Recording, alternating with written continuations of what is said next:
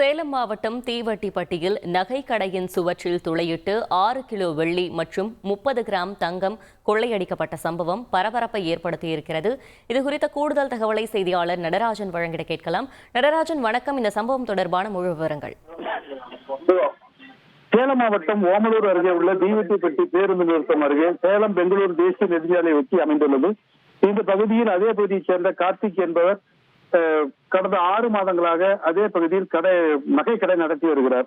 இது கிராம பகுதி என்பதால் சிறு சிறு நகைகளாக நடத்தி வந்துள்ளார். இந்த நிலையில் வழக்கமாக காலை 10 மணிக்கு வந்து 6 மணிக்கு கடையை சாத்திவிட்டு செல்வது வழக்கம்.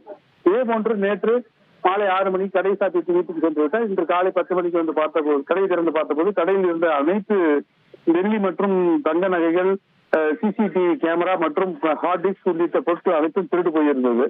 தொடர்ந்து பார்த்தபோது கடையின் பின்பக்க சுவற்றை சுவரில் துளையிட்டு உள்ளே புகுந்த கொள்ளையர்கள் அனைத்து பொருட்களையும் அள்ளி சென்றனர். இது குறித்து தீவட்டிப்பட்டி போலீசார் தகவல் தெரிவித்து சம்பவ இடத்திற்கு வந்து விசாரணை நடத்தி வருகின்றனர். மேலும் ஓமலூர் டிஎஸ்பி சஞ்சீவ்குமார் மற்றும் போலீசார் தொடர்ந்து கொள்ளையர்களை தேடி வருகின்றனர். தகவல்களுக்கு நன்றி நடராஜன்.